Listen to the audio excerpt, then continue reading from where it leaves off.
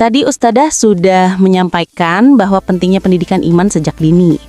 Lalu apa yang bisa dilakukan oleh orang tua yang menyadari bahwa mereka telah terlambat dalam menanamkan fitrah tersebut ya Ustadzah? Karena saya punya anak yang sudah besar, tapi sholat harus diingatkan. Ngaji juga bolong-bolong, saya takut mereka jauh dari Allah. Bismillahirrahmanirrahim. Untuk pertanyaan berikutnya ya, terkait dengan pertanyaan apa yang bisa dilakukan jika orang tua merasa terlambat ya dan lain sebagainya. Baik, Ibu yang dirahmati oleh Allah ya, tadi yang disebut terlambat tadi ya adalah terlambat karena lewat masa emasnya. Ya, ini memang menurut para ahli pendidikan anak ya, jika terlewat masa itu ya memang terlewat masa golden age-nya. Tapi sisi lain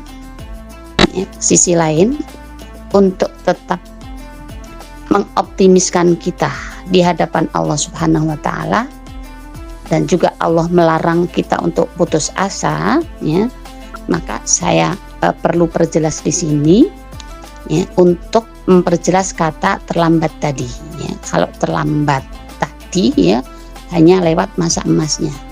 Nah, namun ya, perlu saya tambah penjelasan berikutnya ya. Selama anak kita masih hidup, maka ya, mari kita pahami ya, itu belum terlambat. Bolehlah dibilang terlambat untuk menanamkan di usia dini. Kenapa statement kedua ini saya sampaikan? Iya, agar kita tidak putus asa dengan rahmat Allah Subhanahu wa taala. Yang mampu membuka hati anak kita adalah Allah. Kewajiban kita terus menanamkan. Wala tai'asu mir rauhillah, kata Allah di surah Yusuf, janganlah kamu pernah berputus asa terhadap rahmat Allah Subhanahu wa taala. Bagaimana Ustazah, anaknya sudah gede?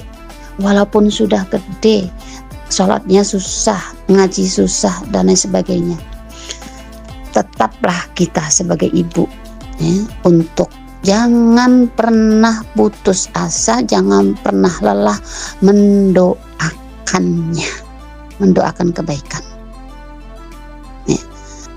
Nah, ini kalau masalah doa ya. Beda lagi dengan masalah metode ya ibu-ibu ya. Kalau metode bagaimana cara mengingatkan ya, kita sesuaikan dengan kondisi psikologis usia ya dan tipe anaknya. Oh, ini ternyata anak yang tipenya kalau dikasih tahu, sering-sering dikasih tahu malah mundur, malah nggak mau jalanin. Nah, kita lihat kalau memang tipenya seperti itu ya kita atur, jangan terlalu sering-sering gitu. Tapi jangan terlalu seringnya juga bukan berarti putus asa.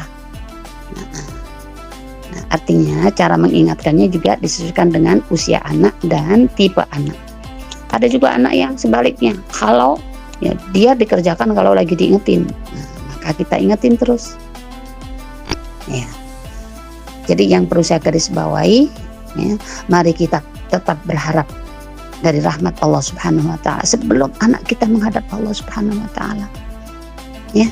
Maka kita tetap ya, Allah berikan berikan waktu untuk berharap kepada Allah Subhanahu wa taala, semoga anak kita menjadi anak yang lebih baik dan lebih baik lagi. Ada sebuah cerita nih ibu yang dirahmati oleh Allah. Kisah ini yang saya dengar, yang saya baca bukan dari negeri kita ya, dari negeri Timur Tengah. Jadi ibu ini cerita ya, kurang lebih intinya anaknya sebelumnya bandel lah.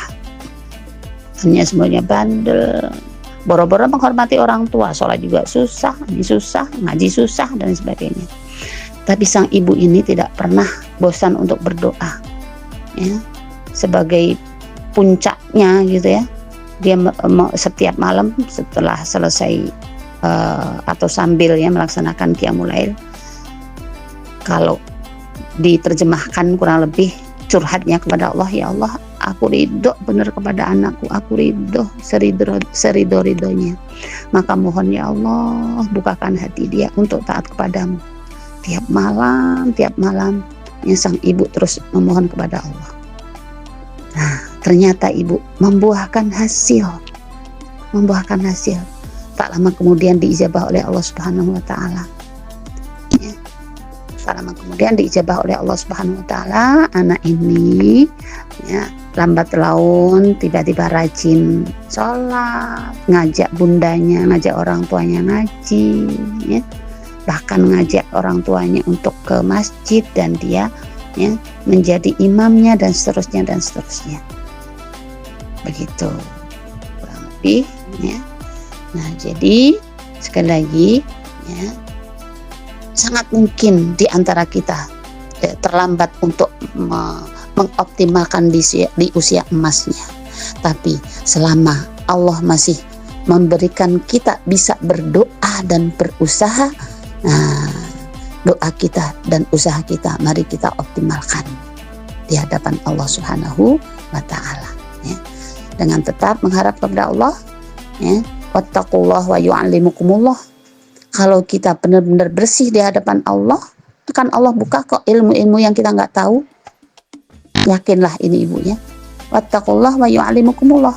Kalau kita benar di hadapan Allah, Allah akan ajari sesuatu yang kita nggak tahu. Mungkin tadinya buntu, ini anak aku apain ya? Tapi kalau kita benar di hadapan Allah, sangat mungkin Allah tiba-tiba kasih tahu. Oh, kamu harus begini. Oh, jangan bilang begitu. Ya. Oh, ajaklah ke sini. Ya. Dan lain sebagainya. Allahu a'lam.